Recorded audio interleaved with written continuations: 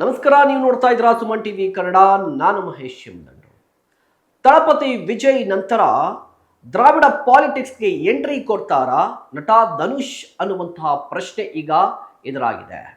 ಇದಕ್ಕೆ ಕಾರಣ ಧನುಷ್ ಅವರ ತಂದೆ ಕಸ್ತೂರಿ ರಾಜ ಒಂದು ಸುಳಿವನ್ನ ಕೊಟ್ಟಿದ್ದಾರೆ. ಮುಂದೊಂದು ದಿನ ಧನುಷ್ ಅವರು ಕೂಡ ರಾಜಕಾರಣಕ್ಕೆ ಬರಬಹುದು ಅಂತ ಹೇಳಿ. ಹಾಗಾದ್ರೆ ತಮಿಳುನಾಡಿನಲ್ಲಿ ವಿಜಯ್ ವರ್ಸಸ್ ಧನುಷ್ ಅನ್ನುವಂತಹ ಪರಿಸ್ಥಿತಿ ನಿರ್ಮಾಣ ಆಗುತ್ತಾ? ನಿಜವಾಗ್ಲೂ ಧನುಷ್ ಅವರು ರಾಜಕೀಯಕ್ಕೆ ಬರ್ತಾರಾ? ಮಾತನಾಡ್ತಾ ಹೋಗೋಣ. ಅದಕ್ಕೂ ಮುನ್ನ ನೀವಿನ್ನು ನಮ್ಮ ಚಾನಲ್ ಅನ್ನು ಸಬ್ಸ್ಕ್ರೈಬ್ ಮಾಡಿಲ್ಲ ಅಂದ್ರೆ ಈ ಕೂಡಲೇ ಸಬ್ಸ್ಕ್ರೈಬ್ ಮಾಡಿ. ಸುಮನ್ ಟಿವಿ ಕನ್ನಡದಲ್ಲಿ ಜಾಹೀರಾತು ನೀಡಲು ಸಂಪರ್ಕಿಸಿ 9686376663.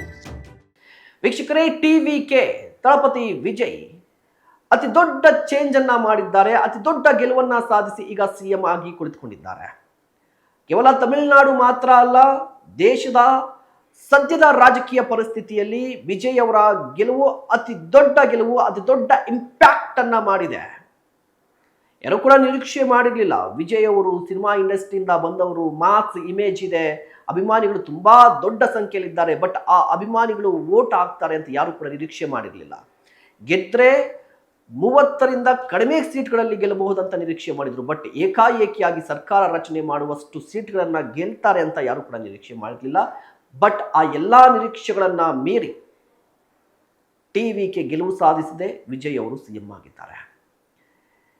ಈಗ ಎಲ್ಲೆಲ್ಲೂ ಕೂಡ ವಿಜಯ್ ಅವರದ್ದೇ ಚರ್ಚೆ. ಇದರ ನಡುವೆ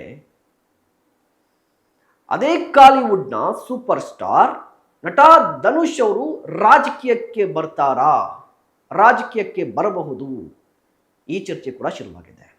ಇದಕ್ಕೆ ಕಾರಣ ಏನು ಅಂತ ಹೇಳಿದ್ರೆ, ಧನುಷ್ ಅವರ ತಂದೆ ಕಸ್ತೂರಿ ರಾಜ ಅವರು ಕೊಟ್ಟಂತಹ ಹೇಳಿಕೆ. ಇತ್ತೀಚೆಗೆ ಚಲನಚಿತ್ರಕ್ಕೆ ಸಂಬಂಧಪಟ್ಟಂತೆ, ಸಿನಿಮಾಗೆ ಸಂಬಂಧಪಟ್ಟಂತಹ ಒಂದು ಕಾರ್ಯಕ್ರಮ ಇತ್ತು. ಆ ಕಾರ್ಯಕ್ರಮದಲ್ಲಿ ಕಸ್ತೂರಿ ರಾಜ ಅವರು ಕೂಡ ಭಾಗಿಯಾಗಿ ಮಾತನಾಡಿದ್ರು. ಆಗ ಅಲ್ಲಿದ್ದಂತಹ ಮಾಧ್ಯಮದವರು ಒಂದಿಷ್ಟು ಪ್ರಶ್ನೆಗಳನ್ನ ಕೇಳಿದ್ರು.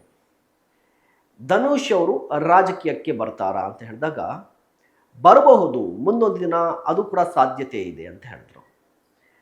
ಈ ಪ್ರಶ್ನೆ ಬರೋದಕ್ಕೆ ಏನು ರೀಸನ್ ಅಂತ ಹೇಳಿದ್ರೆ, ಗೋಪಾಲಪುರ ವಿಧಾನಸಭಾ ಕ್ಷೇತ್ರ.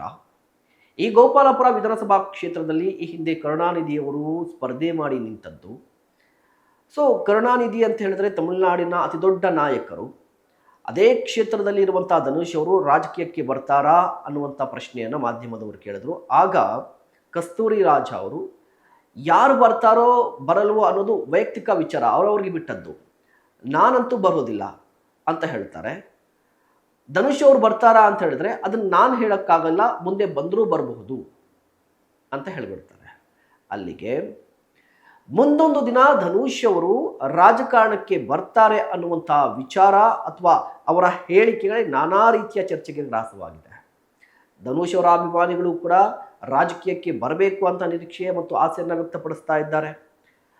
ತಮಿಳುನಾಡಿನ ಜನರಲ್ಲೂ ಕೂಡ ಒಂದಿಷ್ಟು ಕುತೂಹಲ ಏರ್ಪಟ್ಟಿದೆ. ವಿಜಯ್ ಬಂದರು, ಈಗ ಧನುಷ್ ಅಂತ ಹೇಳ್ತಾ ಇದ್ದಾರೆ. ಅಣ್ಣಾಮಲೈಯವರು ಕೂಡ ಹೊಸ ಪಕ್ಷವನ್ನು ಕಟ್ಟಬಹುದು ಅಂತ ಹೇಳ್ತಾ ಇದ್ದಾರೆ. ಸೊ ಕಂಪ್ಲೀಟ್ ಆಗಿ ದ್ರಾವಿಡ ನಾಡಿನ ಅಂದರೆ ತಮಿಳುನಾಡಿನ ರಾಜಕಾರಣದ ಬಗ್ಗೆ ಒಂದಿಷ್ಟು ಕುತೂಹಲ ಏರ್ಪಡ್ತಾ ಇದೆ. ಇನ್ನು ಮುಂದಿನ 10 ವರ್ಷಗಳಲ್ಲಿ ತಮಿಳುನಾಡಿನ ರಾಜಕೀಯದ ಚಿತ್ರಣವೇ ಬದಲಾಗಬಹುದು. ಯಾಕಂದರೆ ಹೊಸ ಮುಖಗಳು ಈಗ ಮುನ್ನೆಲೆಗೆ ಬರ್ತಾ ಇದೆ. ಕಳೆದ 60 ವರ್ಷದಲ್ಲಿ ಕೇವಲ DMK ADMKನ ನೋಡಿದಂತಹ ತಮಿಳುನಾಡಿನ ಜನ ಇನ್ನು ಮುಂದೆ ಹೊಸ ಪಕ್ಷಗಳನ್ನು ನೋಡುವ ಸಾಧ್ಯತೆಗಳಿದೆ. ನಿಮ್ಗೇನಿಸುತ್ತೆ? ಧನುಷ್ ಅವರು ರಾಜಕೀಯಕ್ಕೆ ಬರ್ತಾರಾ? ಬಂದರೆ ವಿಜಯ ರೀತಿ ಗೆಲುವನ್ನು ಸಾಧಿಸ್ತಾರಾ? ದಯವಿಟ್ಟು ಕಮೆಂಟ್ ಮಾಡಿ. ಇಂತಹ ಮತ್ತಷ್ಟು ಕಂಟೆಂಟ್ಗಾಗಿ ನೋಡ್ತಾ ಇರಿ ಸುಮನ್ ಟಿವಿ ಕನ್ನಡ. ನಮಸ್ಕಾರ.